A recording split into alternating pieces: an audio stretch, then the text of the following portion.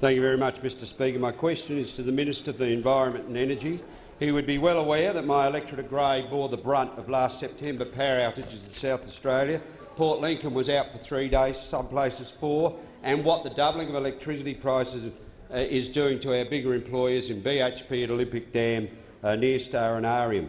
Will the Minister update the House on what the government is doing to strengthen energy security and maintain energy affordability, and what hurdles stand in the way of achieving this security for hard-working Australian families? The Minister for Energy and the Environment.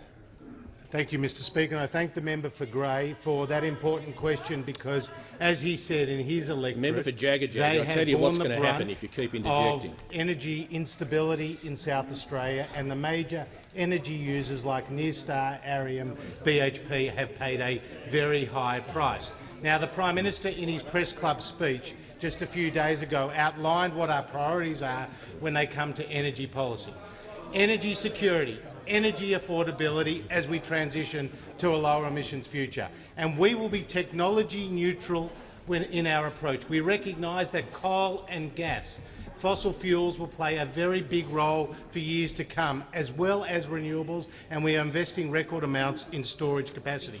And in South Australia, what we have done is work with the Australian Energy Market Operator to reduce some of the pressure on the interconnector from Victoria into South Australia, to strengthen the settings on the wind farms to ensure they can ride out voltage disturbances. And we have done other things to ensure that there are 2 synchronous generators operating at any one time to help stabilise the system.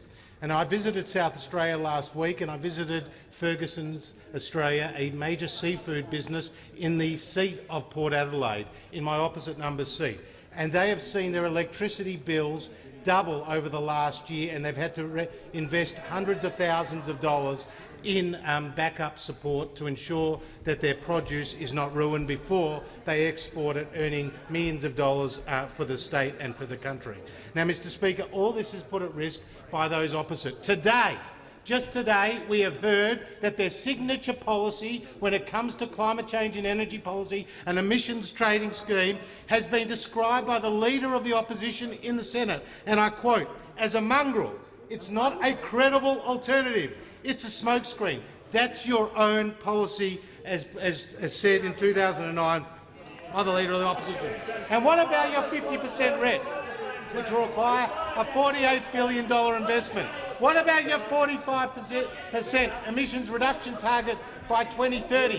What about your decision to force the closure of coal-fired power stations, which the Australian Energy Market Commission, which you quoted here just earlier today, has said will cost $24 billion, all on top of your emissions intensity scheme? Now, no wonder that Graham Richardson, the original fixer, has said of your policy it's a farce. You can't set policy on a wing and a hope and a prayer. It's no wonder that the unions have criticised the rush to renewables, putting in jeopardy thousands and thousands of jobs. In fact, there are only 14,000 jobs, according to the ABS, in 14-15 in renewables, and nearly 1 million jobs in Australia in manufacturing. That will be our priority, the nearly 1 million jobs in manufacturing, which are much safer under the coalition.